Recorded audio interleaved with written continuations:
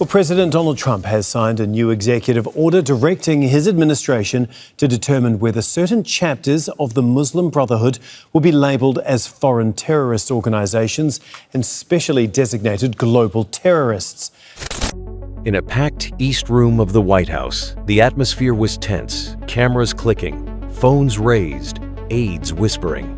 But at 10 a.m. on November 24th, the President of the United States stepped up to the podium and delivered a proclamation that would reverberate across the country. By the authority vested in me as President by the Constitution and the laws of the United States of America, it is hereby ordered that a process by which certain chapters or other subdivisions of the Muslim Brotherhood shall be considered for designation as foreign terrorist organizations, consistent with Section 219 of the INA and specially designated global terrorists, consistent with IEEPA and Executive Order 13224. The President spoke slowly, emphasizing each word. Behind him, screens displayed photos of Brotherhood leaders, timeline graphics, Middle Eastern conflict zones, and excerpts from decades-old documents. This is not a decision taken lightly, he continued, but the evidence shows a global network tied to extremism, violence, and subversion, including documented activities inside the United States. Within minutes, reactions poured in. In Cairo, government officials praised the decision. In London, analysts warned about diplomatic fallout. In Texas, where Governor Greg Abbott had issued a similar declaration weeks before, celebrations erupted among supporters. And in Washington, civil rights groups condemned the move as a political attack on Muslim Americans.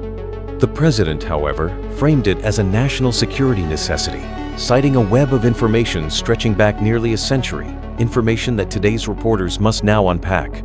But to understand how the United States arrived at this moment, we begin not in Washington, but in a small Egyptian town nearly 100 years ago.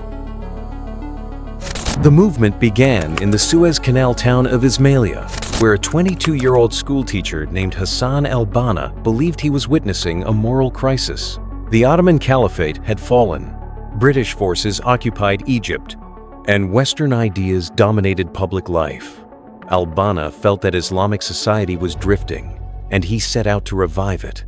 Gathering a small circle of workers and tradesmen, he founded Jama'at al-Ikhwan al-Muslimin, the Muslim Brotherhood. His message was simple. Islam was not merely a religion, but a complete system for ordering society, spiritually, socially, and politically. From the beginning, al-Banna blended personal piety with activism. Schools, clinics, youth clubs, charities, these were the Brotherhood's first tools. His motto captured the movement's uncompromising ambition, which was, Allah is our objective, the Prophet is our leader, Quran is our law, jihad is our way. To al-Banna, this was not a call to endless warfare, but a statement that struggled. Spiritual, and if necessary, physical, were inseparable from Islamic revival. Within 2 decades, the Brotherhood grew from a handful of men to hundreds of thousands of members, spreading across Egypt's cities and villages. Its slogan, Islam is the solution, resonated deeply amongst ordinary Egyptians, frustrated with corruption, inequality, and British domination. During World War II, the Brotherhood moved beyond social reform into political activism, organizing anti-British demonstrations, challenging Egypt's secular Wafd Party, and positioning itself as a defender of national and moral integrity. But the movement was also becoming increasingly militant. By the mid-1940s, it had developed a secret paramilitary apparatus that carried out arson attacks and assassinations. And so, tension spiraled. In 1948, a Brotherhood member killed Prime Minister Mahmoud Fahmy al-Nukrashi after he attempted to dissolve the group. Months later, al-Banna himself was assassinated, widely believed to be an act of state retaliation. The Brotherhood's first era ended in bloodshed. By the time Egypt's free officers seized power in 1952, the Brotherhood initially supported them, but the relationship with President Gamal Abdel Nasser deteriorated quickly. Nasser envisioned a secular Arab nationalist state, but the Brotherhood wanted an Islamic one. In 1954, the government accused a Brotherhood member of attempting to assassinate Nasser. Whether the plot was real or staged remains debated, but the consequences were devastating. The Brotherhood was banned. Tens of thousands were imprisoned. Leaders were executed, including the influential ideologue Sayyid Qutb. Also, Qutb's prison writings, especially Milestones, declared that governments not ruled by Sharia were apostate and must be resisted. His ideas later influenced jihadist organizations, including Al-Qaeda. But mainstream Brotherhood leaders, traumatized by repression, gradually moved away from explicit militancy.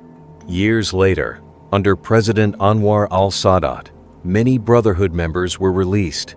Sadat saw them as a counterweight to leftist opposition, allowing them limited freedom. But Brotherhood rebuilt through mosques, charities, and student unions, becoming a powerful social force once again. By the 1980s and 1990s, the Brotherhood embraced a more pragmatic political approach. Members ran for parliament as independents in Egypt. Brotherhood-style parties emerged across the region: Jordan's Islamic Action Front, Sudan's National Islamic Front under Hassan al-Turabi, and Tunisia's Ennahda under Rachid Ghannouchi. In Syria, however, the Brotherhood's 1982 uprising in Hama was crushed by Hafez al-Assad, killing tens of thousands. Meanwhile, the Palestinian branch of the Brotherhood evolved into Hamas in 1987, a militant movement focused on armed resistance against Israel. Despite this diversity, the Brotherhood worldwide remained committed to a shared principle: reshaping society through Islam, using whatever methods their political environment allowed. The Arab Spring and brief ascendancy. The 2011 Arab Spring brought the Brotherhood to its highest point of political power. In Egypt, the Brotherhood's Freedom and Justice Party won the first free elections. Mohamed Morsi, a U.S.-educated engineer and longtime Brotherhood cadre, became president in 2012. For a moment, nearly a century of ideological struggle seemed to be culminating in democratic victory, but the transition was chaotic. Morsi's government was criticized for centralizing power, advancing Islamist policies, and alienating liberal and secular groups. Mass protests erupted. And in July 2013, the military led by Abdel Fattah al-Sisi overthrew Morsi, banned the Brotherhood, and declared it a terrorist organization. Thousands of members were jailed, many fled abroad. And within 2 years, Saudi Arabia and the UAE followed Egypt's lead, labeling the Brotherhood an extremist or terrorist movement. Today, the Muslim Brotherhood is legally repressed in its Egyptian birthplace, but survived in different forms across the Middle East. Some were legal but restricted in Jordan and Morocco, deeply influential in Tunisia's political evolution, militarized as Hamas in Gaza, outlawed in Saudi Arabia, UAE, and Syria, and finally, operating in exile from Turkey, Qatar, and Europe. But even after all these, its ideological core remained: the belief that Islam provides the blueprint for political and social life. But its methods varied dramatically, from ballots to welfare networks to, in some offshoots, armed struggle. Supporters viewed this as a reformist, nonviolent movement committed to justice and social welfare. Critics saw it as the ideological root of modern jihadism, or an incubator for extremism when denied power. After nearly a century, the Brotherhood stands at the center of one of the Middle East's most enduring debates. Is it a peaceful religious revival, a political opposition force, or a gateway to militancy? Its history suggests that the answer depends, as it always has, on who is asking and from which side of power they stood. From its beginnings in Egypt, the Muslim Brotherhood expanded into one of the most influential Islamist movements of the 20th century. Guided by a supreme guide and a central guidance council at home, it inspired sister organizations across the Middle East as early as the 1940s. Branches took root in Jordan, Syria, Lebanon, Sudan, Iraq, and North Africa, each adapting to local political realities. In the Palestinian territories, the Brotherhood's branch evolved into Hamas in 1987, while in Tunisia, Rachid Ghannouchi's Ennahda emerged from Brotherhood-influenced ideas. Yemen's Islah Party and numerous movements across more than 80 countries trace their ideological lineage to the Brotherhood, earning it the description of the world's most influential modern Islamist movement. Yet its global network is far from centralized. An international organization exists, nominally under Egypt's leadership, but national branches operate independently, linked more by shared worldview than command structure. Former Supreme Guide Muhammad Mahdi Akif once called it a global movement united by a mission to spread Islamic principles. The Brotherhood's model, grassroots cells, disciplined cadres, and parallel institutions, has helped movements gain ground from Jordan to Kuwait and also influence parties in Turkey and Morocco. Though splinter factions have emerged, its ideological imprint continues to shape Sunni Islamist activism worldwide. The earliest and most significant foothold was the Muslim Students Association, founded in 1963 at the University of Illinois. Its founders were students steeped in brotherhood and Jama'at-e-Islami ideas, and the MSA quickly spread to campuses nationwide. Chapters offered spiritual support for Muslims, but they also became English-language platforms for Brotherhood-style Islamist thought. An early MSA document even declared its intention to help build an Islamic movement in North America. By the early 1980s, as that student network matured, it gave rise to a larger institutional ecosystem. In 1983 came the Islamic Society of North America, formed from MSA leadership and positioned as an umbrella body for Muslim communities. Internal histories acknowledge that the Brotherhood initially guided ISNA's direction, and the organization's mission, advancing Islam as a complete way of life, reflected its ideological origins. Alongside ISNA, the North American Islamic Trust was founded to manage mosque properties and communal finances. Stories tied directly to this newly established network, NATE drew funding from Gulf donors and became a financial anchor for the Brotherhood, influencing movements in America. Another major institution appeared in 1981, the International Institute of Islamic Thought, founded near Washington, D.C., sought to Islamize knowledge, producing Islamic scholarship in social sciences.